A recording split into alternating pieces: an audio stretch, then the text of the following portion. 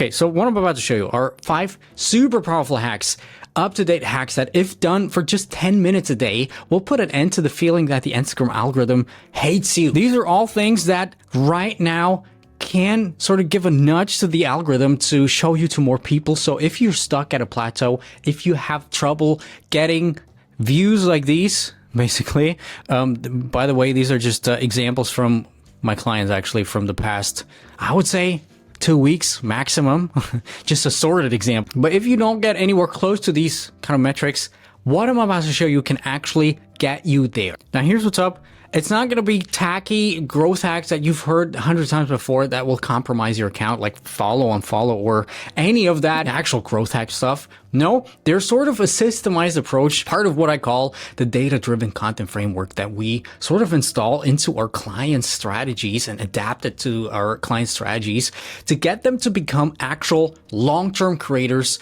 who are, first of all, friends with the algorithm and who also get results like these. Or these. Now, generally speaking, you're going to see on Instagram, sometimes it will look like that. Basically, spikes, not a lot of spikes. Spikes, not a lot of spikes. Spikes, not a lot of spikes. Usually that's how it looks. This is an extreme example of one of my clients. But just so you're aware, this is most likely going to happen if you follow what we talk about here today. So I'm not going to waste your time. Let's start with the first one here. Just drag it down there. It's something new that I've talked about years ago, and we used to have a program for this. My old agency, by the way, I'm not part of this anymore for a long time. There might be some litigation. I'm not allowed to talk about it right now. But basically, some of your followers are most likely spam. Maybe you even bought some followers at some point, or some asshole competitor bought followers for you just to mess up your stuff. You never know. Let's not even talk about that right here. But especially if you've been creating content for a long time, chances are you've gotten some of these fake ghost followers, as I used to call them. And recently, Instagram actually came out with a new feature, and it basically allows you to identify fake followers on the platform in your app, and then actually safely remove them because it's actually from Instagram, so you don't have to be afraid of getting action blocks, stuff like this.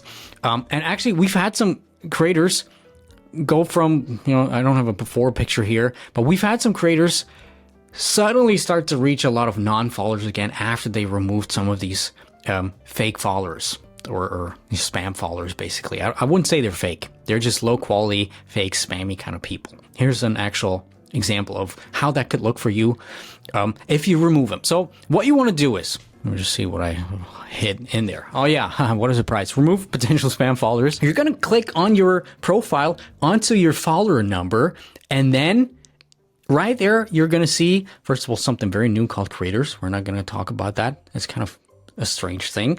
But you're going to see flagged for review. Now, if you only have 132 followers, like this example right here, who are flagged for review, still would be good to go through some of them and remove them, because obviously, especially the smaller your account is, the more each follower counts in terms of how do they interact with your content? Do they even interact with your content? And if they don't interact with you at all, your reach is going to be down there. And you just want to go ahead and remove them. As easy as that.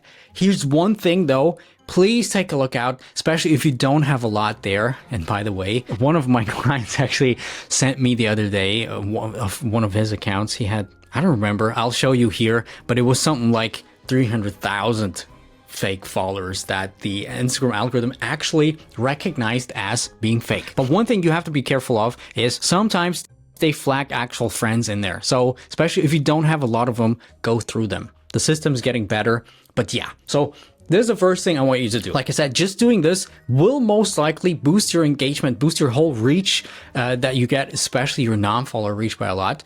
But also there's another thing you can do is, if on the same thing, you just swipe all the way to the right, and then it should say something along the lines of follow requests. It's similar to that, but it's a little different. And it's basically some followers who try, or some people who try to follow you, they will not be able to actually hit the follow button. They'll get into your follow requests folder. Basically, you have to approve them to follow you. essentially the same if they recognize some low quality, low trust score account. First of all, I just remove most of them. But here's the thing, what I have noticed is sometimes some actual people who might be actually part of your fans or part of your target audience might be in there.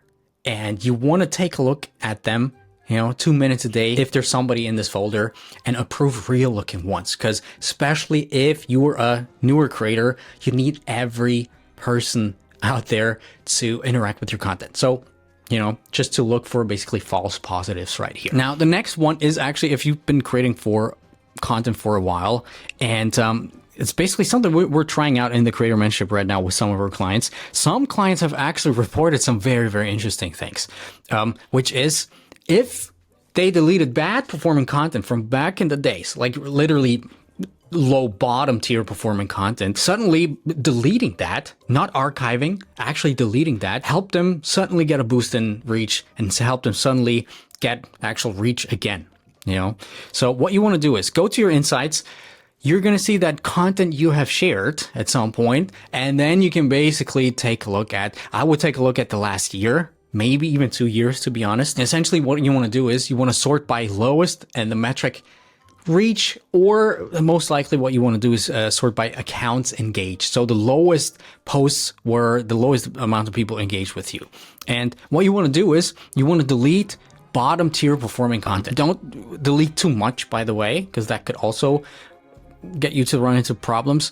But delete, just a bunch of posts that are, and that's an important thing, older than 90 days, okay? Because we need to give the algorithm time. So older than 90 days, and if it really has unusually low engagement. So if it's literally bottom 10% performing content in terms of engagement and reach. Or if it doesn't fit into your strategy anymore. Could be that you slightly pivoted your content, or could be that you tried some stuff back then and it didn't really work, and now you kind of feel like you figured it out right now with your strategy.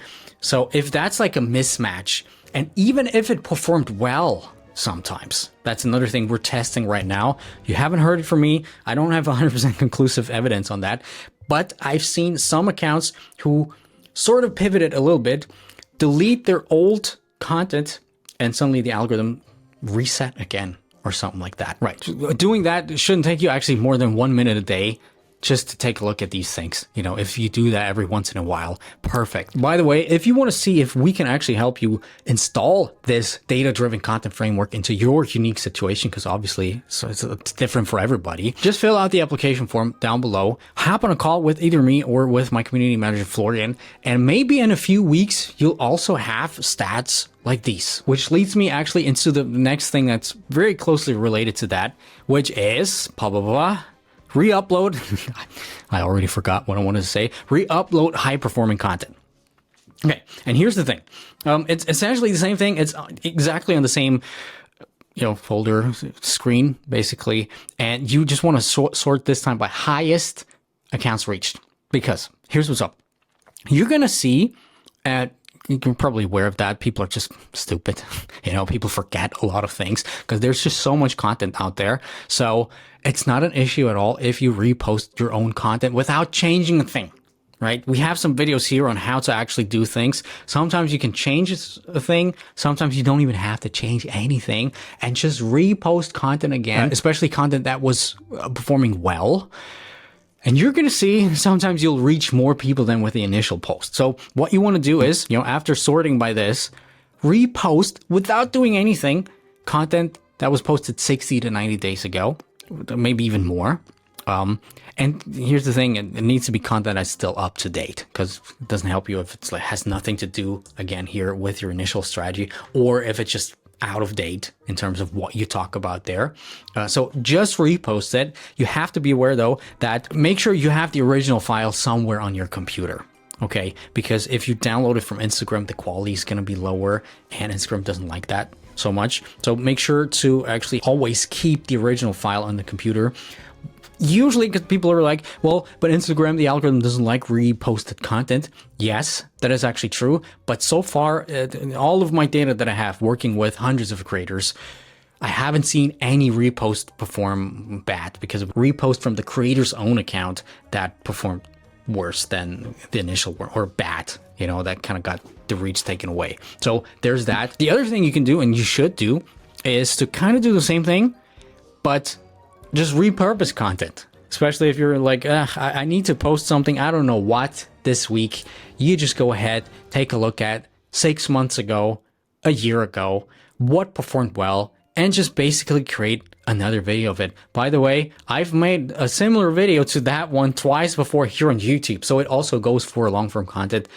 What a surprise. Now, what you want to do is, if you repurpose content, try to use a similar hook structure. You know, it depends obviously on how long ago you posted it, but just roughly speaking, the algorithm knows that the hook structure was validated because it performed well initially. And so, yeah, just create a version 2.0 or something like that. Now, the next one is actually very, very interesting, and it's not being used a lot, to be honest, and I have no idea why, because it is a strategy that doesn't take a lot of time, and that's killing it right now out there. And we're talking about, oh yeah, that's the one, trend hijacking / hook stitching. Maybe you already know what that means, but essentially what you want to do is you want to find a viral reel, any type of reel, either in your own niche or outside your niche, or something trending, at least something that's really, really, you know, gets people going in your own niche and your own industry. And then you basically use it, download the clip, stitch it in front of your own video, and then create a reaction of your own or a continuation or whatever it is to it. You know, here's actually, you know, shout outs to, you know, Sebastian from the Creator Mentorship, one of my clients. He actually did that recently. Looks like it's going well. Obviously, that was only part of his strategy, but that was one post that really, really got things going again. Now, if you do that, there's a few things you have to take care of. A few things that I have noticed work way better than other things when doing, you know, using the strategy. First of all, it works really well if you have somewhat of an unexpected twist there. You know, an unexpected twist in regards to the original. Always works well, but especially if you have a stitch. The other thing is just react. Just give your own reaction to the original. Maybe even an unexpected twist in the reaction, or sort of like an unpopular opinion about it, something like that. Another thing that really works well is if you make the transition as seamless as possible. So if people don't even notice it, because if people are like, oh wow, suddenly it's a different video, I didn't expect that, because people are in this autopilot mindset all the time. Usually just by making a very seamless transition, you're going to see that people have to watch it at least once again because they want to see, when did I miss this amazing seamless transition? I'll show you an example in a second. But yeah, usually that just gets your watch time up. Or another thing that sometimes works, you can just try it every once in a while. It doesn't take more than a second. Tag the original creator as a collaborator. Sometimes they're just going to accept it and you'll be able to get reach from the original creator. Here's what's up though. Do not do that if the original creator has a totally different target audience. Talking especially about target demographics. I don't want to get too deep into that, but sometimes seemingly totally unrelated industries and niches could still have a big target audience overlap in terms of, you know, especially demographics. So yeah, actually, let me show you an example of that thing in action. It's not this post. I wanted to keep him kind of, you know, safe from you guys, from the internet mob. But here's another post that actually does the same things very well. Always funny. As a Central Houstonism where we have lifetime warranty on new use. Okay, you get the idea. Now, the last one is something that also doesn't take any time, because I know we don't have time, and it's actually gotten my client the most viewed video he's ever had, the most viewed post he's ever had, with the most reach ever. Gotten, I don't know, tens of thousands of followers, actually. And it's very simple, but don't overuse it. You know, you'll see. What I actually mean with that is you want to post a photo as a video. Yeah. Before you're like, we've seen this before. It doesn't work anymore. Well, it seems like it works again because this happened within the past 2 months, I think 2 to 3 months. And we've had some clients actually do the same, because people here on the comments, they're always like, I want to grow with photos and regular posts. I don't want to create videos. We're going to have a whole separate video about this whole case. But this being one way to technically hijack the algorithm to get your photos to kind of blow up, There's some caveats to that. We're going to talk about them separately. But what you want to do is, just simply is that post a photo as a reel, make it a 4-second reel, so as short as possible. And there's some ways, because Instagram knows that. If you remember, this used to be a thing. Just create a 1-second video, 2-second video, and posts like that used to blow up like crazy. So Instagram doesn't like that, and Instagram kind of knows that if you overuse that, and you'll be at some point maybe one of these spam followers, one of these people who get flagged for review if you follow somebody. So don't overuse that. Use it sparingly. Ideally, you don't do it with any type of post. So if you use that, you want to take basically all the leverage that comes with it. So ideally, the photo is highly controversial. Maybe it's polarizing, or it's something that just makes people have somewhat of a strong reaction to it, or something super valuable, or people, something written that's super valuable, or highly shareable, because then all the, the stars get aligned, and then, the algorithm just push it out. Now, again, don't overuse it every once in a while, but if done the right way, it will make your account blow up just with that. And as you can see, each of these will not take you more than a few minutes every day. And especially if combined, you're going to see, yes, it will be very much possible to kind of get out of this algorithm rut and reach more people again with not a lot of effort. Because I know how you guys are like, you don't have a lot of time. But here's the thing. None of these growth hacks will actually get you anywhere if the algorithm actually hates you. Sometimes the algorithm really hates you. So before implementing all of these things, what we just talked about, make sure to watch this video first and combine this video with what we just talked about right now to really go all in and blow up, maybe even this week.